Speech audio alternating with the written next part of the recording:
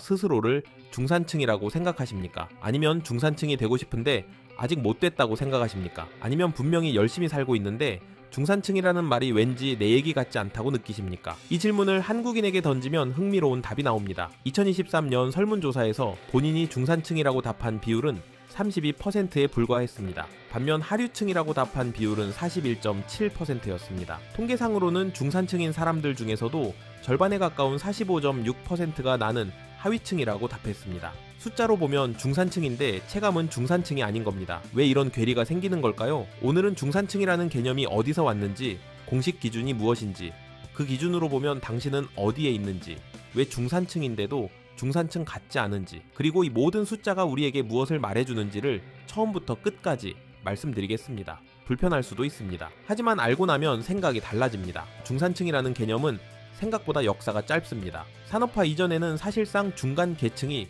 존재하지 않았습니다. 땅을 가진 사람과 그 땅에서 일하는 사람, 크게 두 계층으로 나뉘어 있었고 그 사이에 중간이 없었습니다. 산업혁명 이후 공장이 생기고 도시가 커지면서 새로운 계층이 생겨났습니다. 전문직, 관리직, 사무직, 귀족도 아니고 노동자도 아닌 사람들, 이들이 바로 근대적 의미의 중산층입니다. 안정적인 수입이 있고 집이 있고 자녀 교육에 투자할 수 있는 사람들. 20세기 중반 경제 성장기에 이 계층이 폭발적으로 늘어나면서 중산층은 사회의 허리가 됐습니다. 한국도 마찬가지였습니다.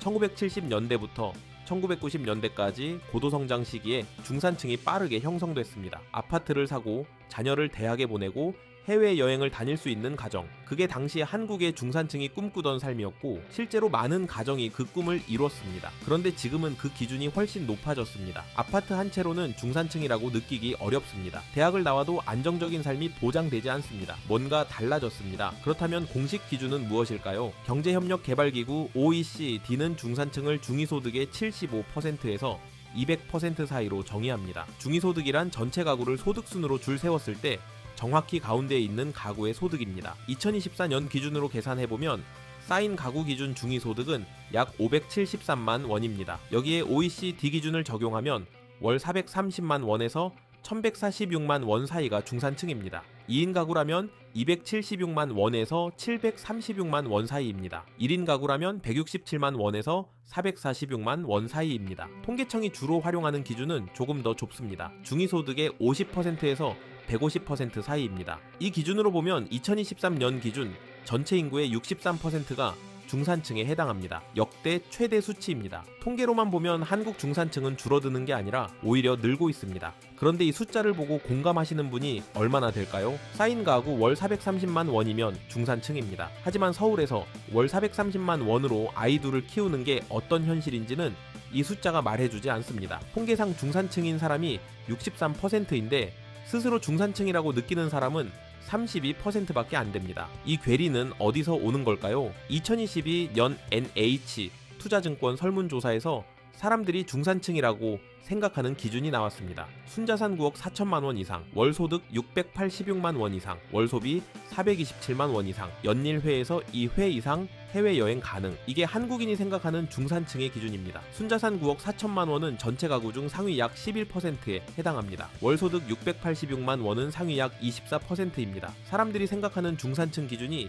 실제로는 상위 10%대의 삶인 겁니다. 왜 이렇게 기준이 높아진 걸까요? 이유가 있습니다. 집값입니다. 서울 아파트 평균 매매가가 10억 원을 넘어선 지 오래입니다. 집 한 채 없이는 중산층이라는 느낌이 들지 않는 사회가 됐습니다. 실제로 거주 형태별로 중산층 인식을 보면 월세 거주자의 중산층 인식 비율은 24.5%에 불과하지만 자가 거주자는 62.6%에 달합니다. 집이 있느냐 없느냐가 중산층 체감을 가르는 가장 큰 요인입니다. 여기에 교육비가 더해집니다. 자녀가 있는 가구에서 사교육비는 선택이 아닌 필수가 된 지 오래입니다. 월 소득이 어느 정도 돼도 집값 대출이자, 교육비, 보험료, 노후 준비까지 하다 보면 통장에 남는 게 없습니다. 숫자로는 중산층이지만 체감은 빠듯합니다.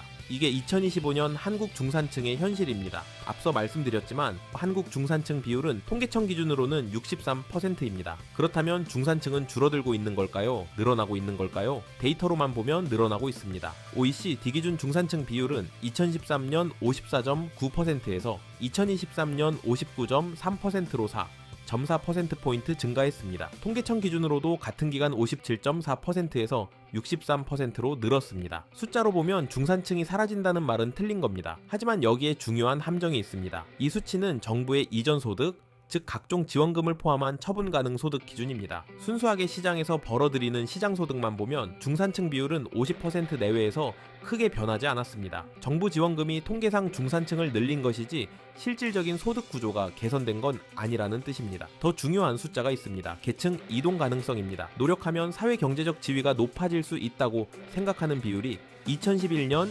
28.8%에서 2019년 23%로 낮아졌습니다. 중산층 비율 자체는 유지됐지만 중산층에서 상층으로 올라갈 수 있다는 믿음이 사라지고 있습니다.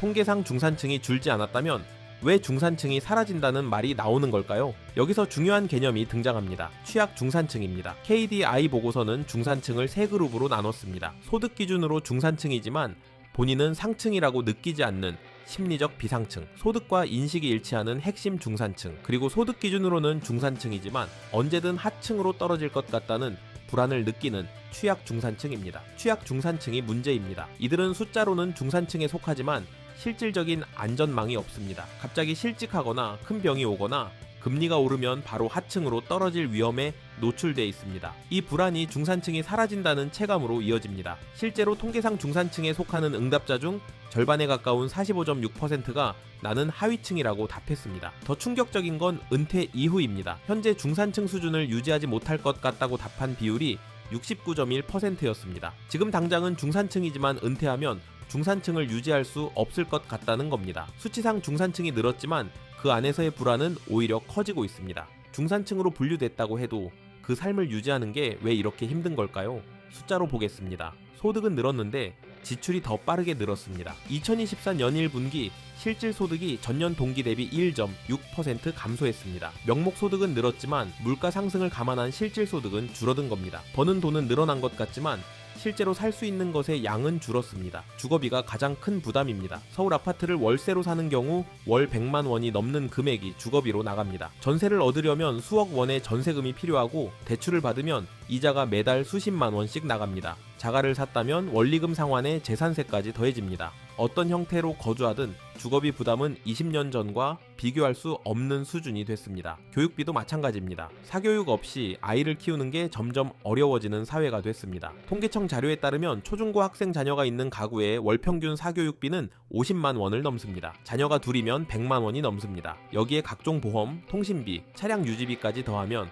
월 소득이 500만 원이 넘어도 여유가 없습니다. 수치상 중산층이 체감상 빠듯한 이유가 여기 있습니다. 중산층의 미래는 어떻게 될까요? 가장 걱정스러운 숫자는 계층 이동에 관한 것입니다. 자녀 세대의 계층 이동 가능성이 높다고 응답한 비율이 2011년 41.7%에서 2021 연 30.3%로 낮아졌습니다. 10년 사이에 11%포인트 이상 떨어진 겁니다. 10명 중 7명은 내 자녀 세대가 나보다 더 나은 계층으로 올라갈 수 없을 것이라고 생각합니다. 왜 이렇게 됐을까요? 자산 격차가 벌어졌기 때문입니다. 집값이 폭등한 2010년대에 이미 집을 가지고 있던 사람과 그렇지 않은 사람 사이의 자산 격차가 폭발적으로 커졌습니다.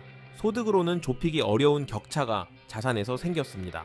부모의 자산이 자녀의 출발선을 결정하는 구조가 굳어지고 있습니다. 열심히 공부하고 열심히 일하면 더 나은 삶을 살 수 있다는 믿음이 흔들리고 있습니다. 상향 이동의 사다리가 좁아진다는 건 단순히 개인의 문제가 아닙니다. 중산층이 두텁고 계층 이동이 활발한 사회가 가장 건강한 사회입니다. 아리스토텔레스도 정치학에서 중산층이 장악한 정치 공동체가 가장 완벽하다고 했습니다. 중산층의 불안은 사회 전체의 불안입니다. 오늘 살펴본 숫자들을 정리하겠습니다. OECD 기준 한국 중산층 비율은 약 59%.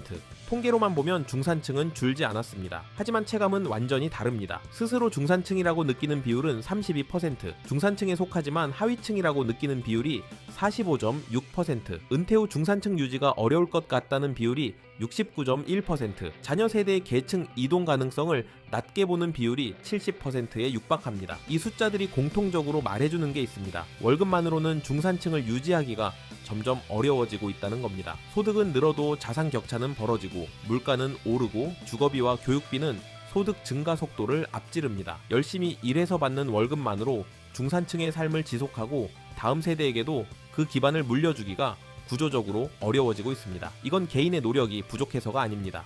구조의 문제입니다. 그리고 구조를 이해해야 거기서 벗어날 방향을 찾을 수 있습니다. 오늘 중산층에 관한 불편한 숫자들을 말씀드렸습니다. 이 숫자가 절망적으로 들리셨을 수도 있습니다. 하지만 저는 이 숫자를 다른 방식으로 읽어야 한다고 생각합니다. 월급 구조만으로는 중산층을 유지하기 어렵다면 월급 외의 수익 구조가 필요하다는 뜻입니다. 자산 격차가 벌어지고 있다면 소득이 아닌 자산을 만드는 방향을 찾아야 한다는 뜻입니다. 계층 이동의 사다리가 좁아지고 있다면 기존의 사다리 말고 다른 길을 찾아야 한다는 뜻입니다. 중산층의 기준을 알았다면, 내가 어디에 있는지를 알았다면 이제 어디로 가야 하는지를 생각해야 합니다. 그 첫걸음이 오늘 이 영상을 본 것입니다. 설명란 링크와 고정 댓글을 확인하십시오. 여러분의 선택을 응원합니다.